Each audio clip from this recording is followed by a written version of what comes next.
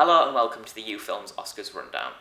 Hosts have been a prominent part of the Oscars since its inception in 1929, which was hosted by Douglas Fairbanks. The next host was that? We don't have time to do all of the hosts, so we're just going to go from the 90s. But to give you a quick rundown from 1929 to 1989, there was 46 white male hosts, 12 white female hosts, 2 black male hosts, and 0 black female hosts, and Donald Duck. I mean, come on. Donald Duck was a host before a person of colour was. I guess that explains why they didn't get Daffy Duck. You're despicable. But in all seriousness, a lack of diversity has always been a problem faced by the Oscars, from its hosts down to its nominees. Saying that though, the hosts have been a prominent part of the show, and in all 92 shows, there only hasn't been a host 7 of the times. And for the last 2 years, there hasn't been a host. So what does this mean for the Oscars going forward? Today we'll be discussing the best hosts, the worst hosts, and the most controversial hosts. This is all on today's episode of the Ufilms Oscars Rundown.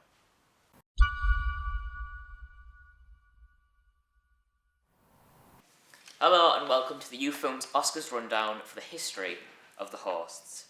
Let's start with 1990. So, 1990, it was Billy Crystal, and he was up until 1993 hosting 4 consecutive times, and he really made the guests feel like comfortable. That's like the polar opposite to Ricky Gervais at like the Golden Globes, when he made like Leonardo DiCaprio jokes about being with younger girls than his actual age and everything. Once upon a time in Hollywood, nearly 3 hours long, Leonardo DiCaprio attended the premiere, and by the end, his date was too old for him. Yeah. So then we have Whoopi Goldberg. Yeah, in 1994, Whoopi Goldberg was the first African American to host, and she was also the first solo female to host the Oscars. Her and Billy Crystal became favourites up until 2004. Yeah. So they were kind of took it in turns to host until 2004, with only Steve Martin and David Letterman taking over 3 times in between that time. David Letterman took over in 1995 when he had a show at the time, so he was very popular, but he didn't do very well hosting the Oscars.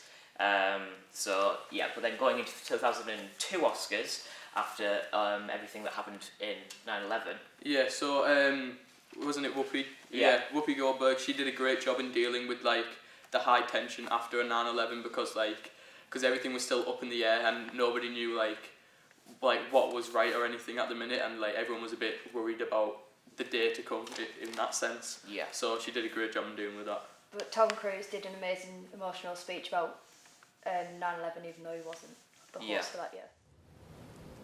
Should we celebrate the joy and magic that movies bring? Well, dare I say it, more than ever. So then moving on after that. So then after 2004, when the Oscars kind of broke out of using Whoopi Goldberg and Billy Crystal constantly, they wanted to kind of skew younger to get more of a younger demographic. So from about 2004 to 2008, we had hosts like Chris Rock, Ellen DeGeneres, and Jon Stewart. Jon Stewart, however, in 2008 got the lowest ratings for the Oscars in 20 years. So that was pretty embarrassing for him, but then it was all brought back to Hugh Jackman. Hugh Jackman, yeah. He was the host in 2009 Oscars. He was very critically praised. He was he did a little, wasn't it, a musical number at the beginning. Musical number at the beginning, which was like different for the Oscars for the host to actually do. Ladies and gentlemen, your Craigslist dancers! Yeah, and then in 2010, Alec Baldwin and Steve Martin were the first co-hosts since 1987. Yeah. So then in 2011, we had James Franco and Hannah Hathaway. Now this was a weird co-host, not really a pairing that we'd seen before, but this was mainly just because the Oscars wanted some like A-listers to host, wanted the ratings, wanted to go younger, but this got this was said by Variety to be the worst Oscars in about 20 years. And it's been a great year for lesbians. That's right. So then in 2012... But then in 2012, they got Billy Crystal to return to bring back the guests feeling comfortable and just like bringing back to the 1990s, bringing back like old times and like making everyone feel comfortable with the Oscars and everything. Yeah. And then 2013, they brought in Steph MacFarlane, who sung We Saw Your Boobs, which was really controversial Yeah. that year. So that was really controversial. So that entire show was quite controversial. I mean, Seth MacFarlane, obviously, from Family Guy, he was known for his quite edgy humour and stuff like that. Obviously, he sang that song, and you just saw all the audience's reactions looking very, very uncomfortable throughout the entire thing.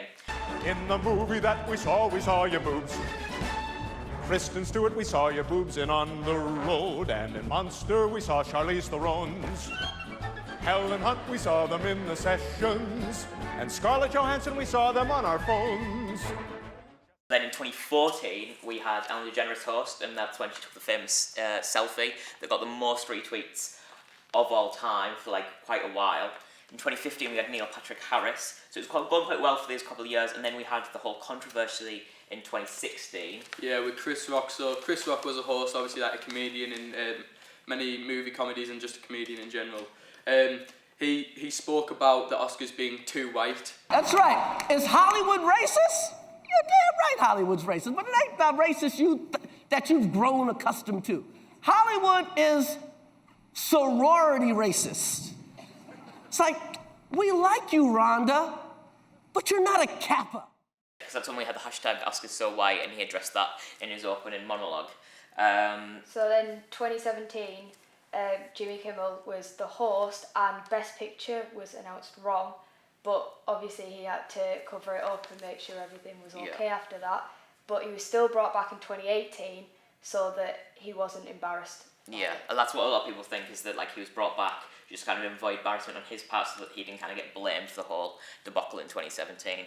And in 2019, Kevin Hart was set to host before uncovered tweets. If my son comes home and tries to play with my daughter's dollhouse, I'm going to break it over his head and say in my voice, "Stop, that's gay." And like that was very dark, and people were like very uncomfortable. So even though he apologised for those tweets, he still stepped down as a host, and the Oscars just went forward with no host. And what actually happened was the 2019 Oscars got the best ratings in years. We got some without a host, which was really, people didn't see that coming at all. So then 2020, obviously. Yeah, so they continued this with no host because they're seeing the what's the word, like they saw the high ratings. Yeah, the high ratings of 2019. So they thought they'd continue that in 2020. So would you think that the Oscars should have a host this year, or do you think? Yeah, I mean, to be honest, I think it does work with a host, but at the same time we've seen how the last 2 years it's worked without a host, and I think it just works better having like a lot of different people coming in and host. It'll get to a lot more variety than just kind of having one standard host throughout the entire show. I think you have like a lot of nice little bits, like in the last show we had James Corden and Rebel Wilson doing like a little bit, and we had like other people coming in and doing like a little segment, whereas if you have a host you kind of have to be with that person for like the full 3 hours, so it gives a nice more variety to the whole show, I think. Yeah, definitely. So that pretty much covers everything up until this day. So do you think the Oscars needed a host, or do you think they were alright with no host? Let us know on our Facebook or Instagram, or even just let us know in the comments. Okay, that covers everything. Thank you very much. See you later. Goodbye.